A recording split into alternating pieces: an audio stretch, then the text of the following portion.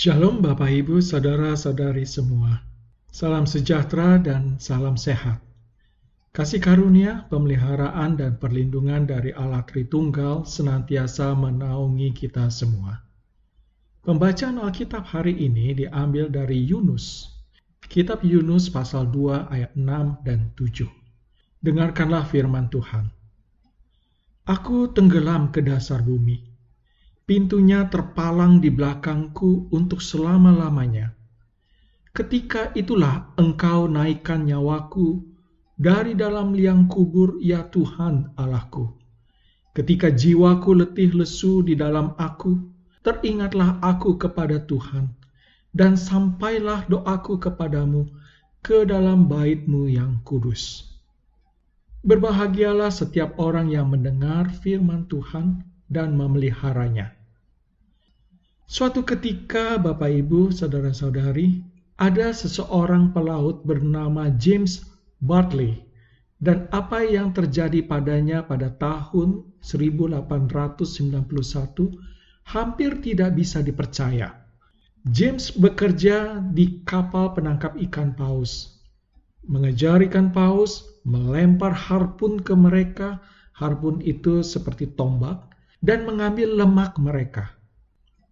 Suatu hari, salah satu awak kapal di perahu James melemparkan harpun pada seekor paus. Bukannya mencoba berenang melarikan diri, ikan paus tersebut menyerang kapal dengan mencoba menggigitnya.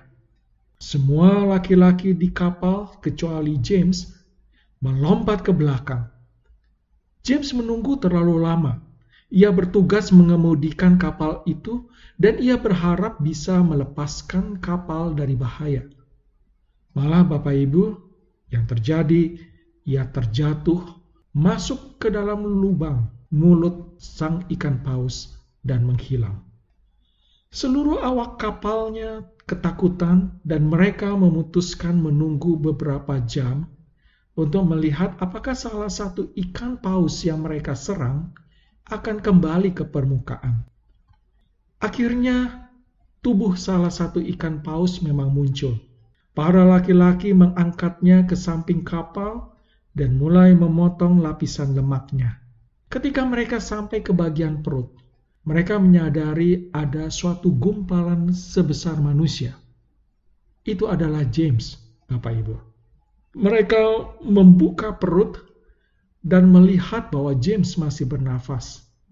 Jadi mereka menyiramnya dengan air laut dan memberinya minum untuk membangunkannya. Pada mulanya James sedikit kebingungan. Namun kemudian ia ingat bahwa ia meluncur masuk ke dalam sesuatu yang seperti spons dan mendarat di karung, tanda kutip, karung yang besar. Itu adalah perut ikan paus.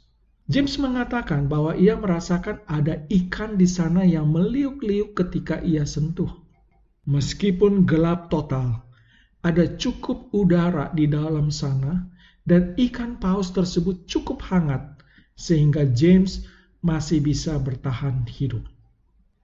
Bapak Ibu, saudara-saudari yang dikasihi oleh Tuhan Yesus. Di dalam Alkitab, seorang laki-laki bernama Yunus ditelan oleh seekor ikan besar. Dan kemudian Allah mengatakan kepada ikan tersebut untuk memuntahkan Yunus keluar dari perutnya. Di dalam perut ikan besar itu, Yunus berdoa, "Aku terjun sampai ke dasar pegunungan, ke alam yang gerbangnya terkunci hingga akhir zaman. Nyawaku letih lesu di dalam diriku, lalu aku ingat dan berseru kepadamu. Maka sampailah doaku kepadamu ke dalam rumah-Mu yang kudus. Lalu Kau naikkan aku dari dalam laut, ya Tuhan Allahku." Saya membacakan dari Alkitab versi bahasa Indonesia sehari-hari, Bapak Ibu. Yunus menggambarkan dirinya berada di gerbang dunia akhir dan sekarang berada di dalam lubang itu sendiri. Yunus berdoa secara retoris karena dia sebenarnya belum mati. Bagaimana orang mati dapat berdoa, Bapak Ibu? Maksudnya adalah bahwa dia, Yunus ini, sama saja mati jika Tuhan tidak segera turun tangan. Seseorang yang sedang sekarat, ia tahu bahwa nafasnya tinggal satu persatu, ia sadar bahwa hidupnya akan berakhir. Apa yang dilakukan orang itu pada saat kritis yang seperti itu? Sekalipun seorang teis atau ateis, apakah dia tahu atau tidak mau tahu bahwa Allah ada? Juga apakah dia percaya atau tidak percaya atau tidak mau percaya kepada Allah? Pada titik paling dasar kehidupan manusia, dia tahu bahwa ada pribadi ilahi yang memberi kehidupan dan juga mengambil kehidupan. Sekalipun Yunus tahu betul bahwa Tuhan yang berdaulat itu ada, bahkan berfirman kepada dia. Tetapi Yunus memilih bahwa seakan-akan Tuhan yang berdaulat atas kehidupannya itu tidak ada. Dan Yunus tidak mengindahkan firman-Nya. Sebenarnya Yunus pun tidak peduli dengan kehidupannya. Pada pasal 1 ayat 12, sahut Yunus kepada mereka, "Angkatlah aku, campakkanlah aku ke dalam laut, maka laut akan menjadi reda dan tidak menyerang kamu lagi. Sebab aku tahu bahwa karena akulah badai besar ini menyerang kamu." Menempatkan Yunus sampai ke titik paling dasar kehidupan manusia, memaksa Yunus mengakui bahwa kehidupannya adalah milik Tuhan. Dan Tuhan peduli kepada kehidupan. Pada pasal 1 dan pasal 2 dalam kitab Yunus, sekalipun Yunus tidak peduli dengan kehidupannya, tetapi Tuhan mengasihi dan peduli terhadap kehidupan Yunus. Hanya karena anugerah dan kemurahan Tuhan yang dapat membalikkan keadaan secara ekstrim, kehidupan Yunus seperti orang mati menjadi kehidupan seorang yang hidup.